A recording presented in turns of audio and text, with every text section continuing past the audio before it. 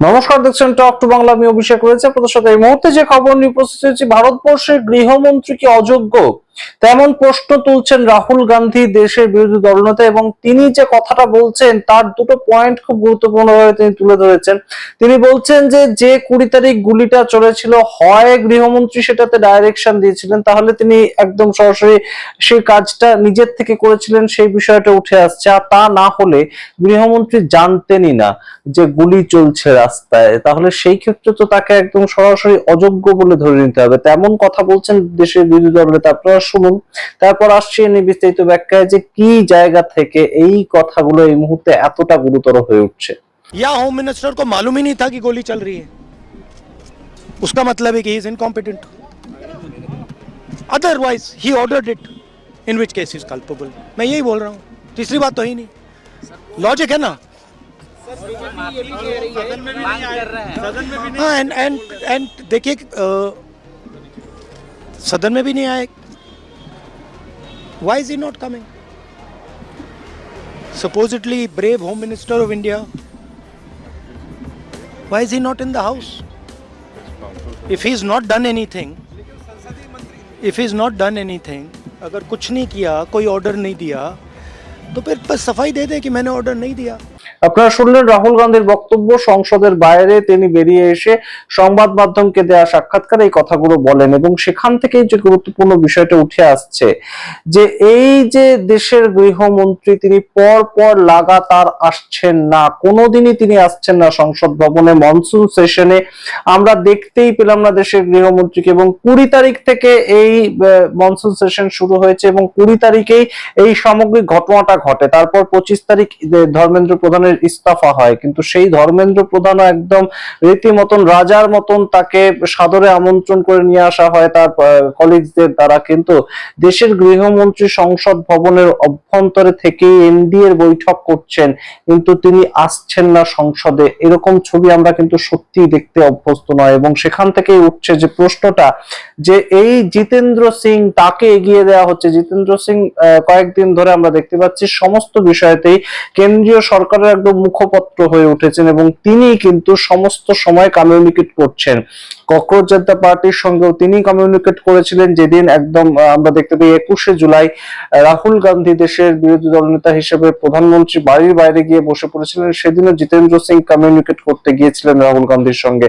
তো সেই জিতেন্দ্র সিং উঠে দাঁড়িয়ে বলেন যে গুলি তো চলেনি, গুলি চলেনি যখন এত কথা হচ্ছে কেন? গুলি তো কখনোই চলেনি, আমরা দেখতে পেয়েছি টিয়ার গ্যাস চলেছে। दूसरी बात, ये बार बार स्पष्ट किया गया कि गोली चली ही नहीं, अश्रु गैस, टीयर गैस का इस्तेमाल हुआ।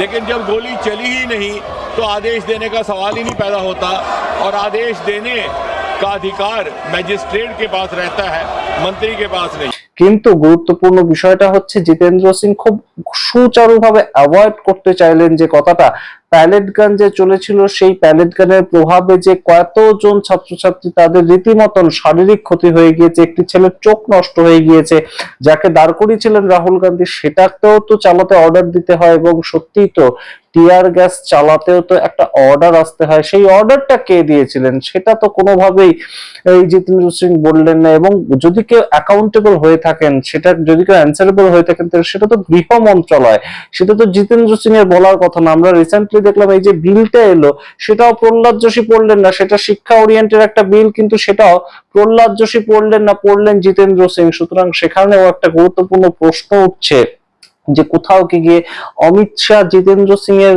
আড়ালে লুকোতে চাইছেন, নাকি তিনি অন্য কোথাও অন্য কোনো একটা প্ল্যান করছেন। যিনি এত বড় একটা স্ট্রং ইমেজ নিয়ে সবসময় চলেন, যাকে একদম চাণক্য বলা হয়, সেই চাণক্য কেন আসছেন না? তিনি কেন সংসদে অনুপস্থিত? প্রত্যেক দিন এই একই প্রশ্নে বিঁধছে কিন্তু বিরোধীরা। এবং অখিলেশ যাদব তিনিও বাইরে এসে বলেছেন, সংসদের বাইরে এসে তিনি বলেছেন যে আমরা তো দেখতে পেয়েছি প্যালেট গান চলেছে, লাঠিচার্জ হয়েছে, এবং সরাসরি একদম এটার জন্য যদি কেউ অ্যাকাউন্টেবল হয়ে থাকেন তাহলে সেটাই কিন্তু গৃহ মন্ত্রণালয়, গৃহ মন্ত্রককে এটার জন্য অ্যাকাউন্টেবল হতে হবে।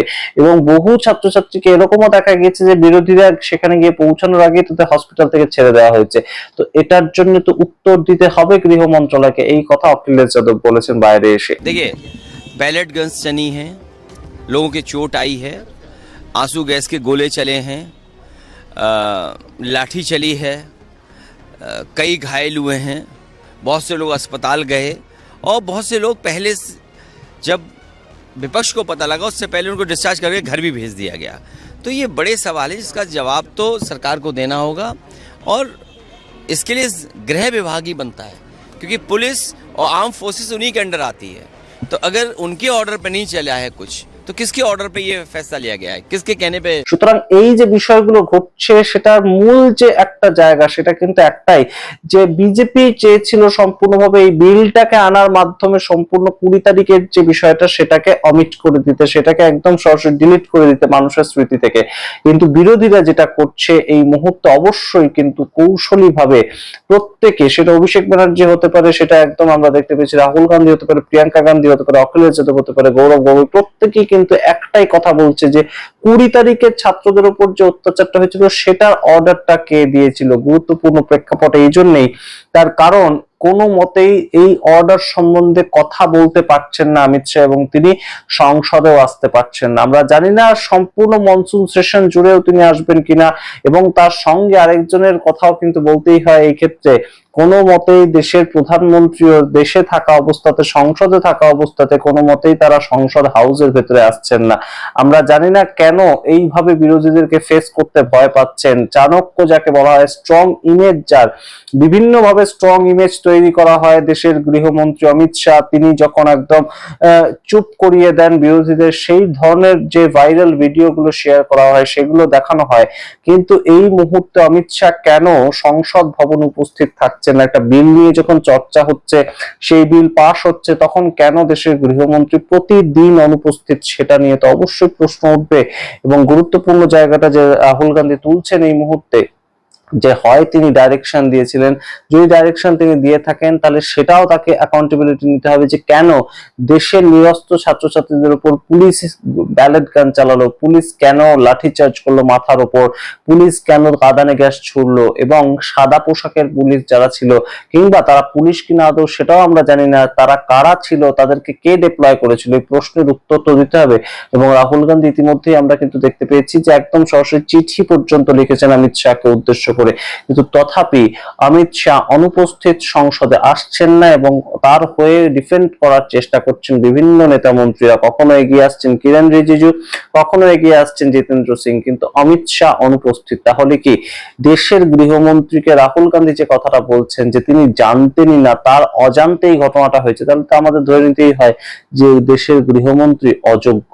আপনারা সম্পূর্ণ বিষয়টাকে কিভাবে দেখছেন অবশ্যই কমেন্ট বক্সে কমেন্ট করবেন। এবং অবশ্যই রাহুল গান্ধীর এই যে দুটো দিক, হয় তিনি জানতেন, জেনে শুনে অর্ডারটা দিয়েছিলেন, না হয় তিনি জানতেন না এবং তার অজান্তে সম্পূর্ণ বিষয়টা হয়েছে, তাহলে তিনি গৃহমন্ত্রী থাকার যোগ্য নয়। অর্থাৎ কোথাও গিয়ে সরাসরি টার্গেট করছে বিরোধীরা দেশের গৃহমন্ত্রী এবং দেশের গৃহ মন্ত্রণালয়, তার যে গতিটা সেটার দিকে। আমরা জানি না যে পরবর্তী ইস্তফা নীতিন গাডকারি এবং গৃহমন্ত্রী অমিত শাহ তার দিকে একদম সঠিকভাবে লক্ষ্য নিয়ে তারা যাচ্ছে কিনা। আমরা জানি যে এই সরকারি ইস্তফা হয় না, কিন্তু জেন জি যেটা করে দেখালো অবশ্যই কিন্তু গুরুত্বপূর্ণ, এবং জেন জি কে কেন্দ্র করেই এই প্রশ্নগুলো উঠছে, বিরোধীরা সেই প্রশ্নগুলো তুলছে। এবং পরপর সরকার কয়টা ভুল করেছে এই আন্দোলনকে ঠেকিয়ে রাখতে। প্রাথমিকভাবে তারা এই আন্দোলনটাকে খুব একটা গুরুত্ব দেয়নি, তার পরবর্তীতে সোনাম ওয়াংচুককে আন্দোলনের ঠিক আগের দিন একদম চাদরে মুড়ে নিয়ে তারা চলে গেল, হসপিটালে ভর্তি করে দিল। তার পরবর্তীতে একদম এই যে আন্দোলনকারী তাদের উপর বেধড়ক লাঠিচার্জ করলো, এবং কোনোভাবেই সেটা কিন্তু বরদাস্ত করা যায় না। এবং তারপরেও বহুদিন পর্যন্ত ধর্মেন্দ্র প্রধান ইস্তফা দেননি, শেষ পর্যন্ত নেগোশিয়েট করে গিয়েছেন। 25শে জুলাই পর্যন্ত বেলা 12টা পর্যন্ত রাহুল গান্ধী জানিয়েছেন যে আমার কাছে খবর আসছে, ইনপুটস আসছে যে এই মুহূর্তে সম্পূর্ণ ধর্মেন্দ্র প্রধান অন্য কোনো পোর্টফোলিও দিয়ে অন্য কোনো ডিপার্টমেন্টে পাঠানোর চিন্তা চলছে, কিন্তু সেটা হবে না। তো সুতরাং শেষ পর্যন্ত সরকার হয়তো ভেবেছিল ধর্মেন্দ্র প্রধান ইস্তফা দিয়ে দেবেন, আমরা একটা বিল আনবো, তাতেই সমস্তটা মিটে যাবে। কিন্তু তারা যে ট্যাকেল করতে এই ছাত্র আন্দোলনটাকে হিমশিম খেয়ে গিয়েছে এবং ভুল করেছে প্রতি পদক্ষেপে, সেটা কিন্তু কোথাও গিয়ে এখন এই মনসুন সেশনে সেই জায়গাটা তাদের ভুগতে হচ্ছে। সম্পূর্ণ বিষয়টা রাখলাম আপনাদের সামনে, আপনারা কিভাবে দেখছেন অবশ্যই কমেন্ট বক্সে কমেন্ট করে জানাবেন। দেখতে থাকুন টক টু বাংলা, অবশ্যই টক টু বাংলা ইউটিউব চ্যানেলকে সাবস্ক্রাইব করে দিন। থ্যাঙ্কস, এবং জয়েন বাটন ক্লিক করে আমাদের আর্থিক সাহায্য করতে পারেন।